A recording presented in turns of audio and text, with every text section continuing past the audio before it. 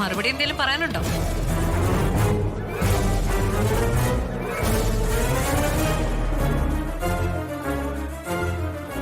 Your honour, എന്റെ കക്ഷിയായ ഋതിക വർമ്മ ഈ കേസിൽ നിരപരാധിയാണെന്ന് ബഹുമാനപ്പെട്ട കോടതിക്ക് ഇതിനകം ബോധ്യമായി കാണുമല്ലോ.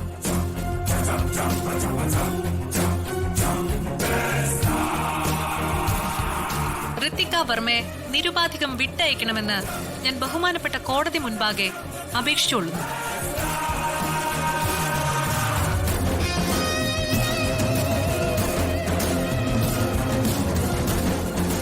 ഈ കേസിലെ പ്രതികളിലെ പ്രധാനി ഈ CA ആണ്.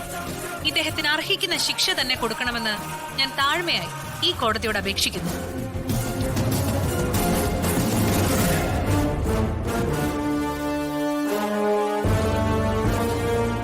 Thank you, your honour.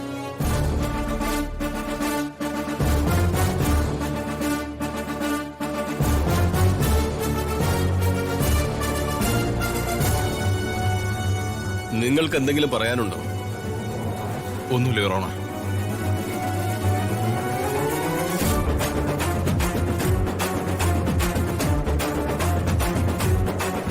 ഈ കേസിലെ മുഴുവൻ രേഖകളും സാക്ഷിമൊഴികളും ഈ കോടതിയുടെ മുമ്പാകെ നടന്ന വിസ്താരവും സൂക്ഷ്മമായി പരിശോധിച്ചതിനു ശേഷം ഹർജിക്കാരി ഋതിക വർമ്മയ്ക്കെതിരായ ആരോപണങ്ങൾ സംശയാതീതമായി തെളിയിക്കപ്പെടാത്തതാണെന്ന് ഈ കോടതി കണ്ടെത്തി കഴിഞ്ഞു.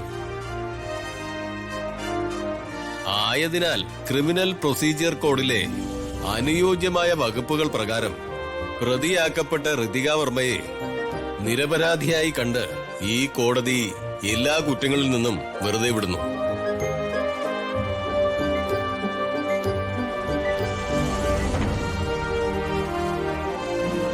അതേസമയം കേസിന്റെ അന്വേഷണത്തിൽ ഗുരുതരമായ നിയമലംഘനവും അധികാര ദുർവിനിയോഗവും നടത്തിയതായി ഈ കോടതിക്ക് കൃത്യമായി ബോധ്യപ്പെട്ടിരിക്കുന്നു.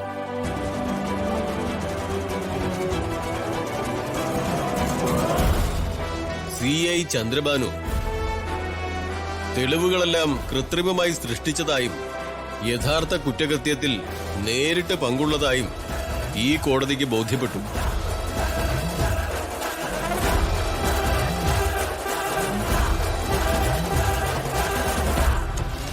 ആയതിനാൽ സർക്കിൾ ഇൻസ്പെക്ടർ ചന്ദ്രബാനുവിനെ അറസ്റ്റ് ചെയ്യാൻ ഈ കോടതി ഉത്തരവിടുന്നു.